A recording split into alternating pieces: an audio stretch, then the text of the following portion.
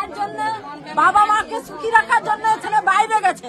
তার জন্য যদি এইরকম বাইরে যেয়ে যদি ছেলেকে প্রাণ হারাইতে হয়, তাহলে আমাদের দেশে ধরে কি আর কাজ নেই? আমাদের সহযোগিতা করে আমাদের ছেলেবেলাকে একটু কাজ ব্যবস্থা করে দেবে।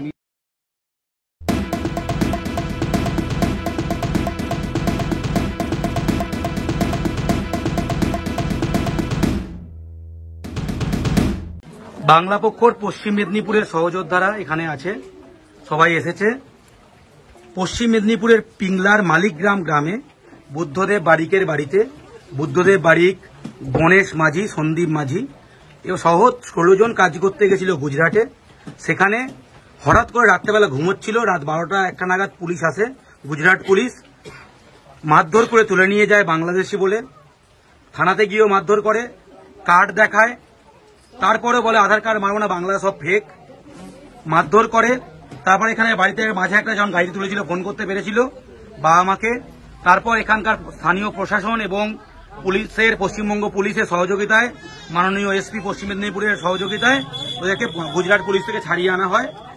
এবং ওরা যে মারা হয়েছে, পিঠে গুজরাট পুলিশের বুটের দাগ আছে, বুটে ক্ষত এখনো আছে। গুজরাট পুলিশ বুট দিয়ে মেরেছে, লাথি মেরেছে।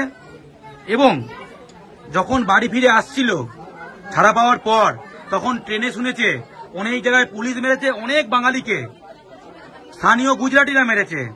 হিন্দু মুসলমান নির্বিশেষে সব বাঙালিকে বিভিন্ন রাজ্যে মারানো হচ্ছে। এই অত্যাচার অবিলম্বে বন্ধ হোক। বাংলা পক্ষ এই জন্য লড়াই করছে বহুদিন ধরে।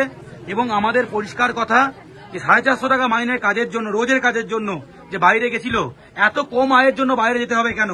বাংলায় কি আয় নেই? কারণ এই আয়গুলো আমাদের ছেলে মেয়েরা করতে পারছে না। বিহার, ইউপি, ঝাড়খণ্ড থেকে 2.5 কোটি লোক এখানে এসেছে। বিহারের সাংসদ এখানে এসে বলছে 2 কোটি বিহারি কাজ করে। এই অবস্থা। মুখ্যমন্ত্রী বলছে 1.5 কোটি বাইরের লোক সংগঠিত ক্ষেত্রে আছে। 1.5 কোটিকে কাজ দিতে পারছো, আমাদের 20-22 লাখ যারা বাইরে গেছে তাদের কাজ দিতে যাওয়া যাবে না? আমরা চাই ভূমিপুত্র সংরক্ষণ। এখানে প্রত্যেকের দাবি, প্রত্যেকে বলছে, জোরেই বলছে স্থানীয়দের কাজ চাই তো।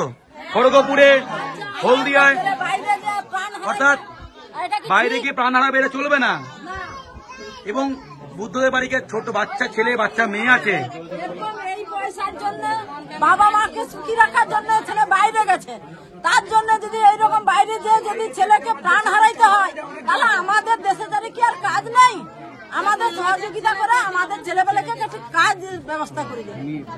একদমই। আমরা সেই জন্য ভূমিপুত্র সংরক্ষণের দাবি করছি। খড়গপুরেও আমরা লড়ছি, হলদিয়াতেও আমরা লড়ছি, যে স্থানীয় বাঙালি ছেলে মেয়েরা কাজ পায়। এই তার ওই বাচ্চা মেয়ে, এই হচ্ছে বুদ্ধদেব বারিকের বাচ্চা মেয়ে, বুদ্ধদেব বারিকের স্ত্রী এবং তার বাচ্চা ছেলে। এই পরিবারকে সুখে রাখার জন্য, একটু ভালো থাকার জন্য বাইরে গেছিল।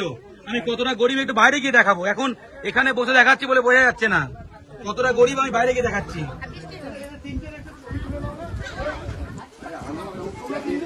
এই যে এই হচ্ছে বাড়ি, এই হচ্ছে বাড়ি। এই যে ইন্দিরা আবাসে সরকারি ঘর পেয়েছে, ঘরে এখনো মেঝে মাটি দেখতে পাচ্ছ। এই হচ্ছে বাড়ি। দেখো 400 টাকা রোজে কাজ করতে গেছিল, 400 টাকা রোজে। এই হচ্ছে বাড়ি।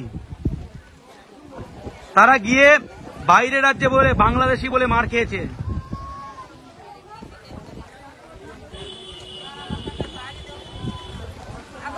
দেখো কতটা গরিব মানুষ। আপনারা দেখছেন আওয়াজ, রোজকারের হক কথা। ফর মোর আপডেটস অ্যাবাউট আওয়াজ, please subscribe our YouTube channel.